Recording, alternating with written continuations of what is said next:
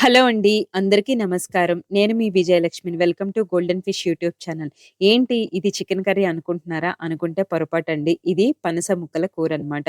Non వెజ్‌కి taste ఎక్కడా తగ్గేది లేకుండా చాలా టేస్టీగా ఎలా ప్రిపేర్ చేయాలి ఈ వీడియోలో అయితే నేను షేర్ చేసుకుంటున్నాను.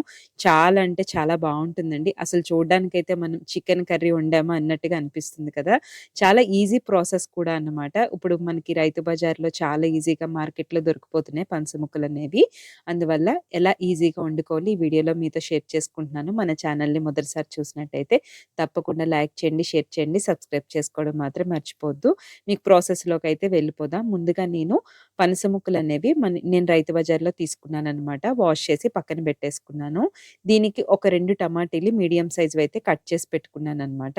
ఆనియన్స్ కూడా ఒక 2 ఆనియన్స్ తీసుకున్నాను. 3 పచ్చిమిరపకాయలు కట్ చేసి ముందే పక్కన పెట్టేసుకున్నానండి. ఇంకా పొటాటో అన్నది బంగాళదుంప అన్నది మీ ఇష్టమండి. నేనిక్కడ యాడ్ చేశాను. పీల్ చేయకుండా వాష్ చేసి పెట్టుకుంటే మనకి ఈ పొటాటో తిన్నా సరే కూడా ఎలాంటి బాడీ పెయిన్స్ కానీ అలాంటివేమీ రావన్నమాట. ఒక టిప్పు. తర్వాత కొన్ని మసాలా దినుసులు రావయితే తీసుకున్నానండి. తర్వాత అల్లం వెల్లుల్లి పేస్ట్ కూడా నేను రెడీ చేసి ముందుగానే పెట్టుకున్నాననమాట. మీకు ఇది ఎలా వండాలనేది మీకు ఈజీగా చెప్పేస్తాను. చాలా ఈజీ అనమాట కర్రీ వండడము.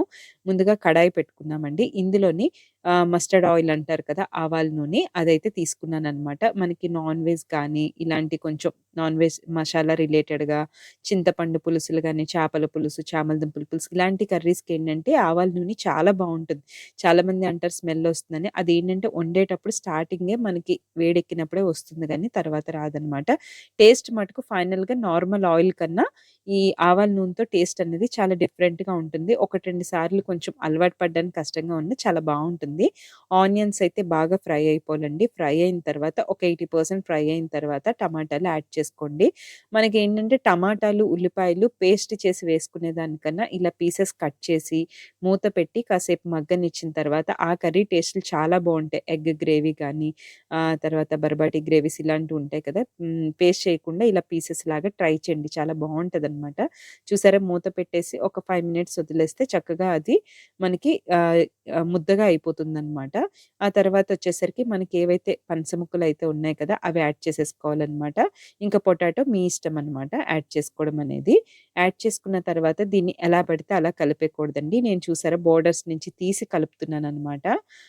అలా కలుపుకుంటూ మనకి కాసేపు మగ్గనివ్వాలనమాట. ఒక 5 మినిట్స్ ఇలా మగ్గితే ఏమవుతుందంటే పచ్చి వాసన అనేది పోతుంది.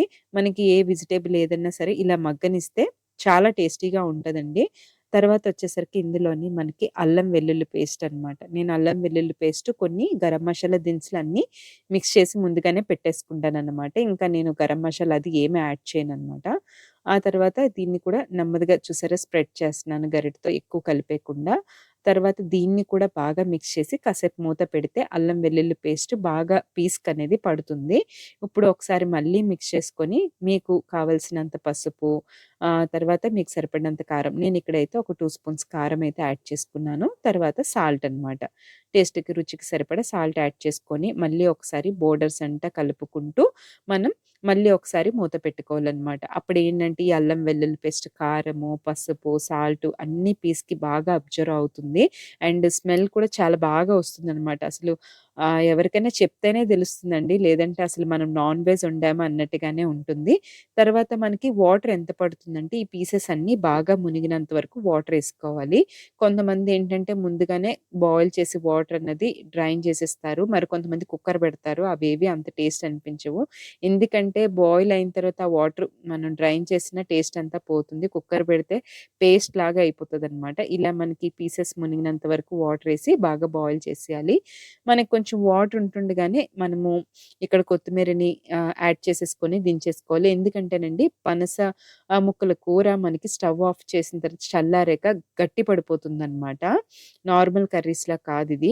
అంటే పీస్ బాగా వాటర్‌ని అబ్జర్వ్ చేసేసుకుంటది.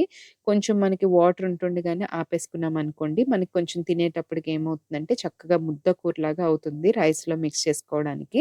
చాలా అంటే చాలా టేస్టీగా ఉంటుంది. అసలు చూసినా కూడా అది చికెన్ కర్రీ లాగే ఉంటుంది. తిన్నా సరే కూడా అలానే అనిపిస్తుందనమాట. ఇంక ఇల్లంతా అదే స్మెల్ కూడా వస్తుంది. అంత టేస్టీగా ఉంటుంది. చాలా ఈజీ ప్రాసెస్ కూడానండి. అసలేమీ కాదు. చాలా త్వరగా కూడా కంప్లీట్ అయిపోతుందనమాట. టేస్ట్‌లో అయితే తగ్గేదే లేదన్నట్టుగా ఉంటుంది. తప్పకుండా ఈసారైతే మార్కెట్‌లో పనస ముక్కలు దొరికితే మటుకు తప్పకుండా ఒక్కసారి ట్రై చేయండి. ఈ వీడియో నచ్చిందనే అనుకుంటాను. ఈ వీడియో నచ్చితే తప్పకుండా లైక్ చేయండి, షేర్ చేయడం మర్చిపోవద్దు. సబ్స్క్రైబ్ మాత్రం చేసుకొని బెల్ ఐకాన్ అయితే క్లిక్ చేయండి. మరొక మంచి వీడియోతో మళ్ళీ మీ ముందుకొస్తుంది మీ విజయలక్ష్మి.